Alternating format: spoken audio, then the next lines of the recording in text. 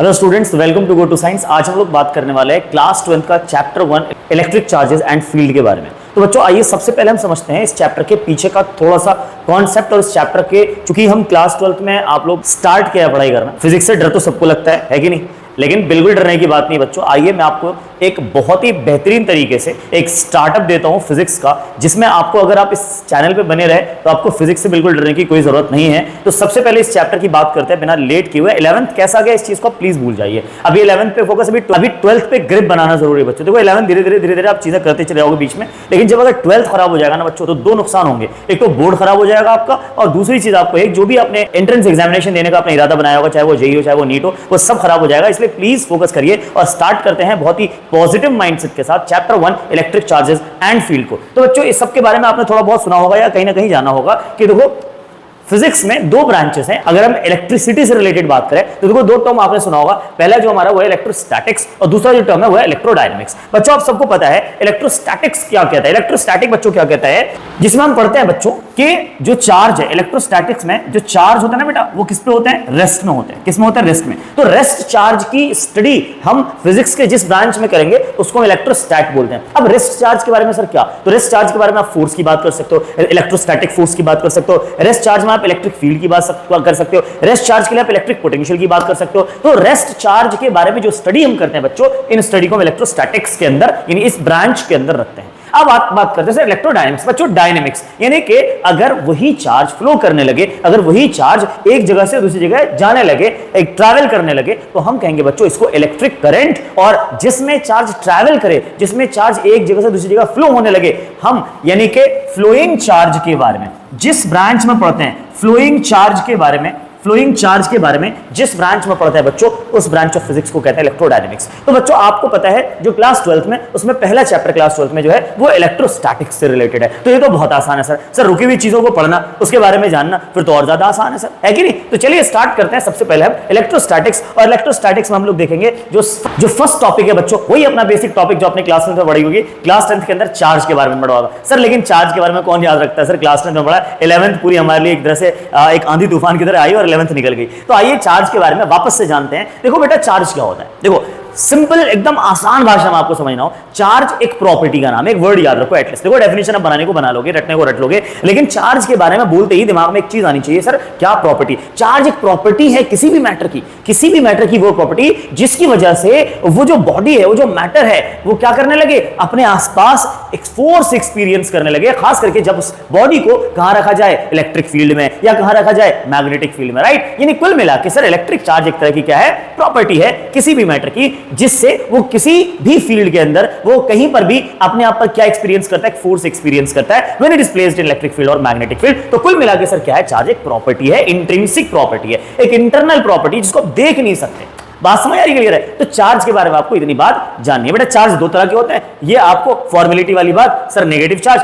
Positive charge. ये जो दो तरह के चार्ज हैं, ये जो दो चार्ज है, हम उसको जिस एस्पेक्ट से डिस्टिंग्विश करते हैं उसी को हम पोलैरिटी ऑफ द चार्ज बोलते हैं। पोलैरिटी का मतलब कुछ नहीं है बच्चों, पोलैरिटी का मतलब इतना है, ये पॉजिटिव है, ये नेगेटिव है, इसी को हम चार्ज की पोलैरिटी कहते हैं। ये पॉजिटिव चार्ज, ये नेगेटिव चार्ज। बच्चों आप सबको पता है सिमिलर चार्ज है, पॉजिटिव है रिपल करेंगे, नेगेटिव है रिपल करेंगे। ऑपोजिट चार्ज आ गया पॉजिटिव नेगेटिव, तो बेटा अट्रैक्शन होगा। तो इस तरह से आपको चार्ज की बेसिक चीजों को जानना है बेटा। अब आप बात करते हैं चार्ज की एसआई यूनिट क्या है बच्चों एक बात बताओ, चार्ज की एसआई यूनिट क्या याद करा था अपने क्लास 10th के अंदर। तो चार्ज की एसआई यूनिट जो हमने याद करा था सर, वो क्या करा था बच्चों, चार्ज की एसआई यूनिट है कूलम्ब। क्या है, कूलम्ब। बच्चों आपको याद रखना है, इसका सिंबल क्या है बेटा, सी।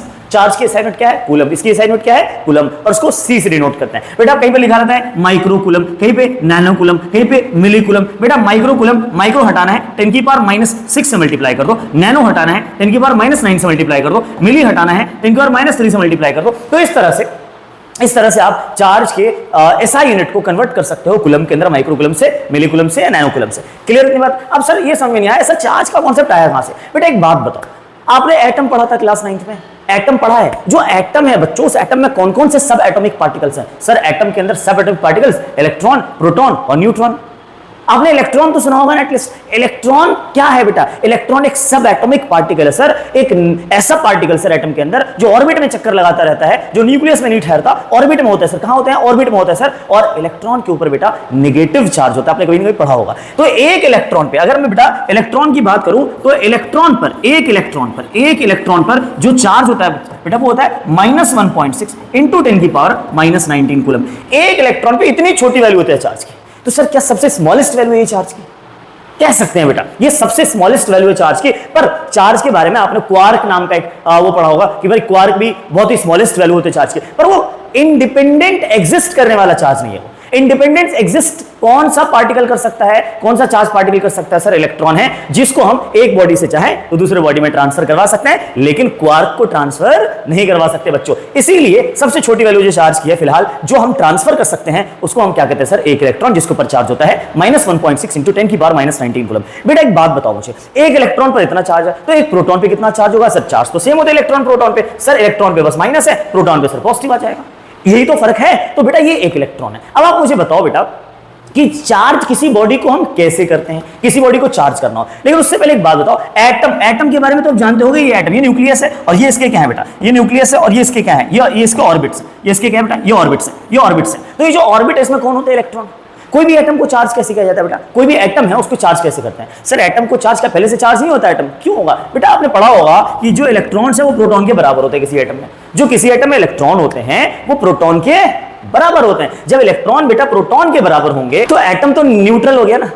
एटम तो न्यूट्रल हो गया ना। एटम के ऊपर कोई चार्ज बचा, अगर मान लो -10 कूलम और प्लस या -10 इलेक्ट्रॉन है, इसके ऊपर +10 इलेक्ट्रॉन है, यानी 10 इलेक्ट्रॉन 10 प्रोटॉन, बेटा कैंसिल आउट हो गया ना। चार्ज बचा कहां इसके ऊपर? तो बेटा इसके ऊपर 0 चार्ज होता है। इसको न्यूट्रल कहते हैं। Atom is electrically neutral. लेकिन बेटा एक बात बताओ, एटम तो न्यूट्रल है, लेकिन सर इसको चार्ज करना है, कैसे चार्ज करें? बेटा एक बात बताओ, ये एक न्यूक्लियस है, ये ऑर्बिट है, ये दूसरा ऑर्बिट है, ये तीसरा ऑर्बिट है। सपोज ये सोडियम का एटम बेटा, तो सोडियम के एटम में लास्ट में 1 इलेक्ट्रॉन होते हैं, बीच वाले में सबसे अंदर वाले में 2 और इसमें सर 8 इलेक्ट्रॉन होते हैं। तो लास्ट में कितना बेटा? 1 इलेक्ट्रॉन। एक बात बताओ, अगर सोडियम ने 1 इलेक्ट्रॉन बाहर कर दिया, भाई सोडियम के ऊपर माइनस यानी कि कह सकते हैं 11 इलेक्ट्रॉन और इसके ऊपर 11 प्रोटॉन है। बेटा 11 इलेक्ट्रॉन है सोडियम के ऊपर, 11 प्रोटॉन है। मुझे इस एटम को चार्ज करना है तो क्या करना पड़ेगा? बेटा इसमें से 1 इलेक्ट्रॉन को बाहर निकाल दो। जैसे 1 इलेक्ट्रॉन बाहर निकला, अब इलेक्ट्रॉन बेटा कितना बचा? 10 और प्रोटॉन अभी भी कितने हैं बेटा? अभी 11 प्रोटॉन है। अब टोटल चार्ज बताना, तो 11 - 10 कितना है बेटा? +1। सर अगर सोडियम 1 इलेक्ट्रॉन दे दे तो सोडियम के ऊपर +1 का चार्ज आ जाता है, यानी 1 प्लस का चार्ज आता है। यानी how to charge an atom, आपको पता चल गया है कि एटम को चार्ज कैसे कर सकते हैं। अब सर जल्दी से देख लेते हैं चार्ज की क्या क्या प्रॉपर्टीज है।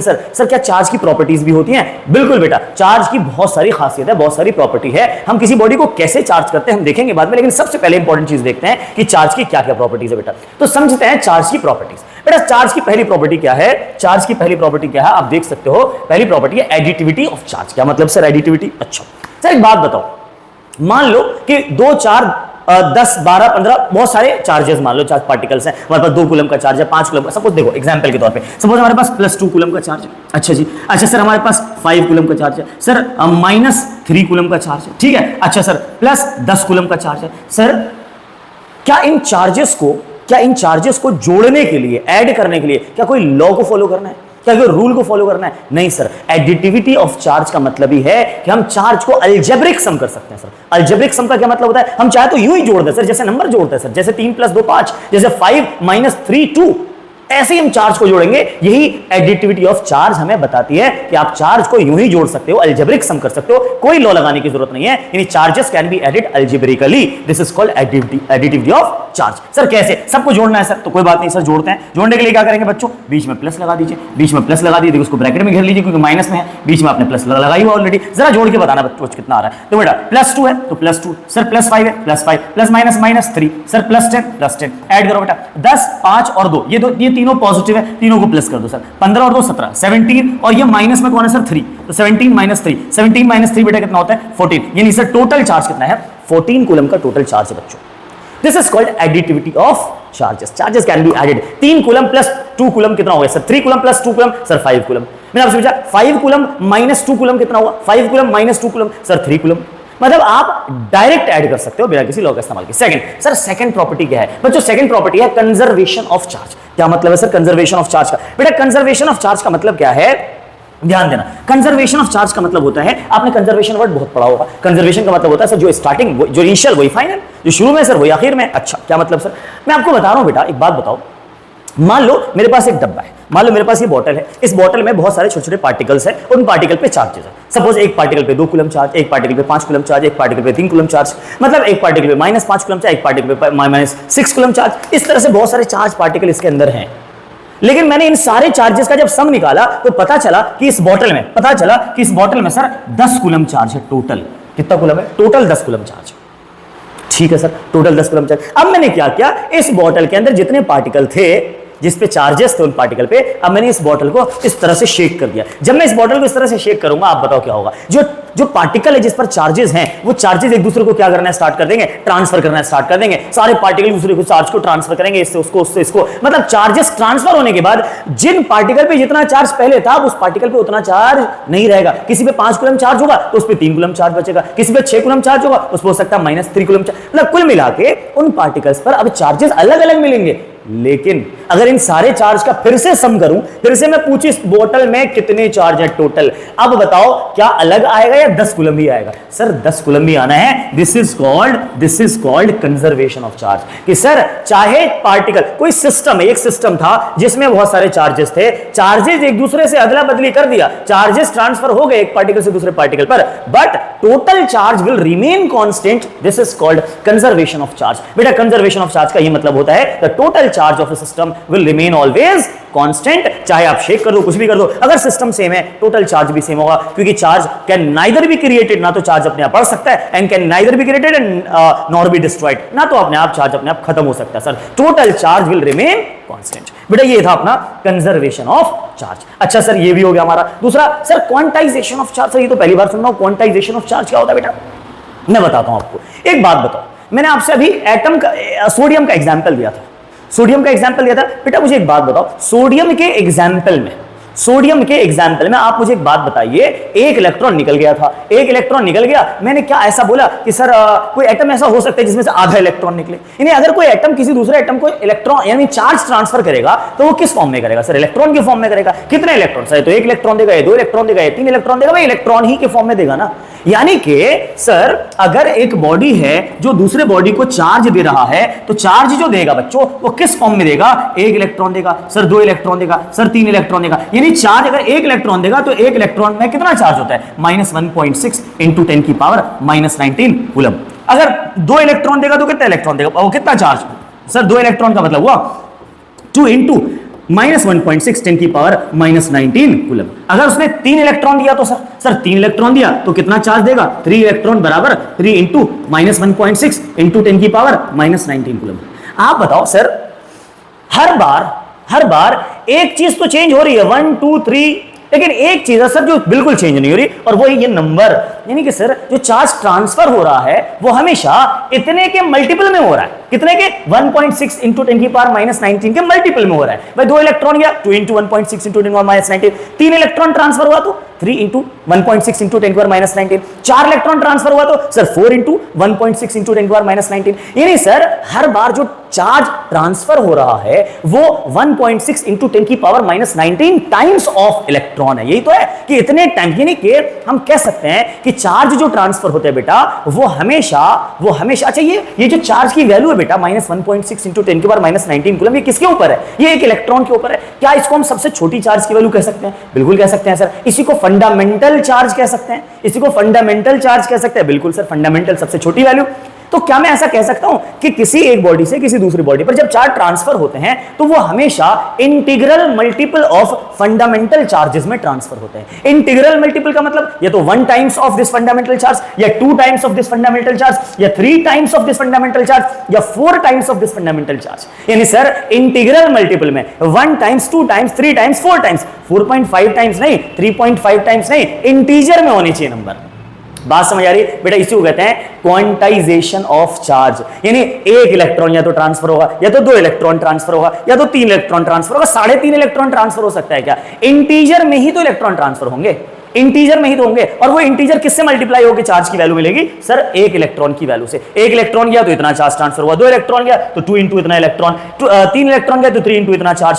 कहने का मतलब है सर कि इंटीग्रल, तो इसको कैसे बताएंगे सर क्वांटाइजेशन ऑफ चार्ज को? The charge on a particle on a body is always is in the form of the integral multiple of fundamental charge। किसी बॉडी पर जो चार्जेस होते हैं ना वो हमेशा integral multiple of fundamental charges के फॉर्म में होता है, या वो ट्रांसफर भी ऐसे ही होते हैं। क्लियर है बच्चों? इसको कहते हैं हम लोग क्वांटाइजेशन ऑफ चार्ज। क्या इतनी बात क्लियर है आपको? These are called the properties of charges. अब मैं आपको एक छोटा सा सिमुलेशन से दिखाता हूं कि चार्जेस रिपेल और अट्रैक्ट कैसे करते हैं। आइए बेटा, जब इस पे चार्जेस नहीं है, अब मैं क्या करता हूं, इस बैलून पे चार्ज, इन सब पे चार्ज क्रिएट करता हूं। तो जैसे मैंने चार्ज क्रिएट किया, अब देखो इसके ऊपर क्या है भाई, 4 नेगेटिव और 4 पॉजिटिव चार्ज, ये न्यूट्रल है। इसमें भी लगभग ये सारे न्यूट्रल है और ये भी न्यूट्रल है। हम क्या करते हैं, इसमें कुछ नेगेटिव चार्जेस भरते हैं। हमने कुछ नेगेटिव चार्जेस भर लिए बैलून में। अब मुझे बताओ बैलून कैसा चार्ज हो गया? नेगेटिवली चार्ज हो गया। अगर मैं बैलून को यहाँ छोड़ूंगा, आप बताओ किसकी तरफ जाएगा? सर ये तो न्यूट्रल बॉडी है, सर यहां पर पॉजिटिव चार्ज का मार हो गया। अब बताइए नेगेटिव चार्ज किधर जाएगा? इसकी तरफ झुकेगा या इसकी तरफ झुकेगा? अब आप बताइए किसकी तरफ झुकेगा? बताओ। मैं छोड़ रहा हूं, देखो ये कहां चला जाएगा। तो ये अट्रैक्ट हो रहा है सर, क्योंकि इसमें नेगेटिव चार्ज ज्यादा है और इसमें पॉजिटिव चार्ज ज्यादा है। तो नेगेटिव पॉजिटिव में क्या होता है बच्चों? अट्रैक्शन होता है। अब मैं क्या कर रहा हूं,